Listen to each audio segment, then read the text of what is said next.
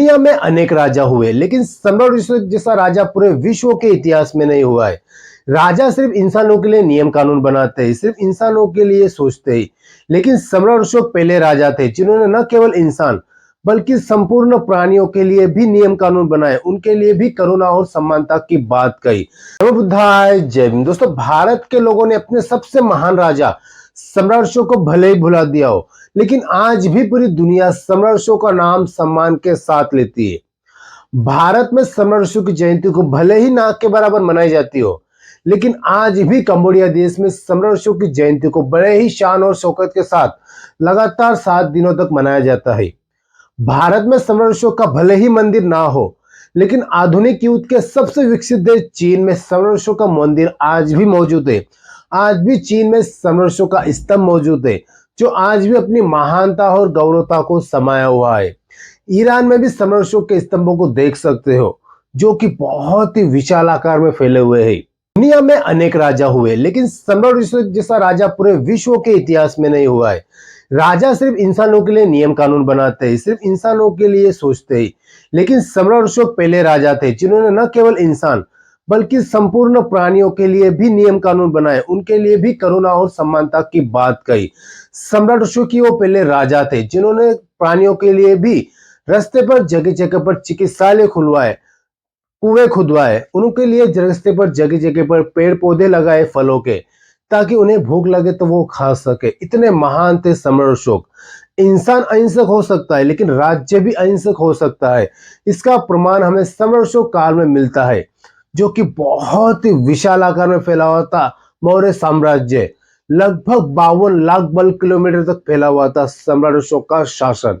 आज आप जो दुनिया के देशों में जो देखते हो कि सड़कों पर जगह जगह पर पेड़ पौधे लगे हुए होते हैं, जगह जगह पर पीने के लिए पानी के प्याव लगे हुए होते हैं, जगह जगह पर अस्पताल चिकित्सालय होते हैं, तो वो सभी सम्राट अशोक के सिद्धांत थे, वो सभी सम्राट अशोक के नियम कानून थे। सम्राट अशोक के बारे में बहुत ही सारा झूठा इतिहास बताया जाता है, जो कि बहुत ही गलत है। सम्राट अशोक जैसा राजा पूरे विश्व के इतिहास में पैदा नहीं हुआ है। सम्राट अशोक ने अपने 99 भाइयों की जो हत्या की थी, जो हमें इतिहास बताया जाता है, वो एक सफेद झूठ है।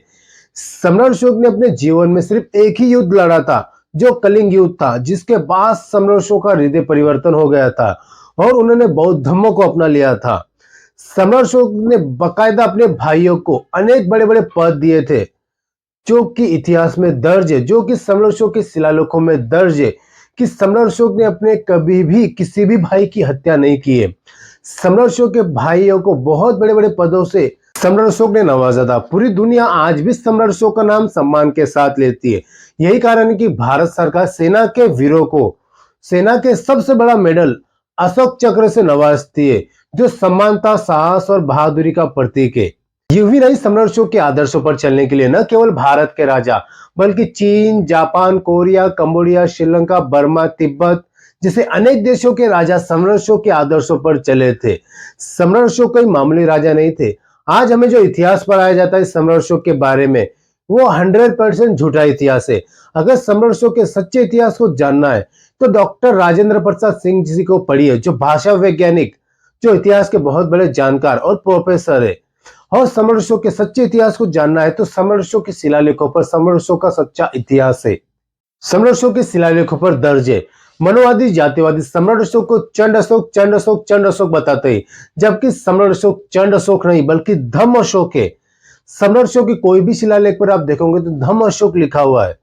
ये जातिवादी मनोवादी सम्राट अशोक को बदनाम करने के लिए, सम्राट अशोक के इतिहास को मिटाने के लिए ऐसा झूठा इतिहास बताते हैं, जबकि सम्राट अशोक जैसा राजा पूरे विश्व के इतिहास में आज तक पैदा नहीं हुआ है। सम्राट अशोक ने अपने आप को जो उपाधि दी थी देवानंद पिय, कई इतिहासकार, झूठे इतिहासकार जो बताते हैं कि सम्राट अशोक ने जो अपने आप को उपाधि दी थी वो देवानंद पिय यानी देवों के प्रिय थे, लेकिन ऐसा नहीं है। देवानंद पिय यानी तथागत बुद्ध यानी देव, और प्रिय यानी सम्राट अशोक। देवानंद पिय जिसे श्रीलंका के राजा तीसस ने भी जीते जी सम्राट अशोक की इस उपाधि को धारण किया था। इतने महान थे सम्राट अशोक। तो अगर आपको हमारा वीडियो अच्छा लगा तो प्लीज बहुजन समाज की आवाज को मजबूत बनाने के लिए और बहुजन समाज के इतिहास को जानने के लिए हमारे इस वीडियो को लाइक, शेयर और सब्सक्राइब जरूर कर लीजिए। आपकी सपोर्ट की बहुत ज्यादा जरूरत है। आप जितना सपोर्ट करेंगे हमारी उतनी ही ताकत बढ़ेगी। नमो बुद्धाय।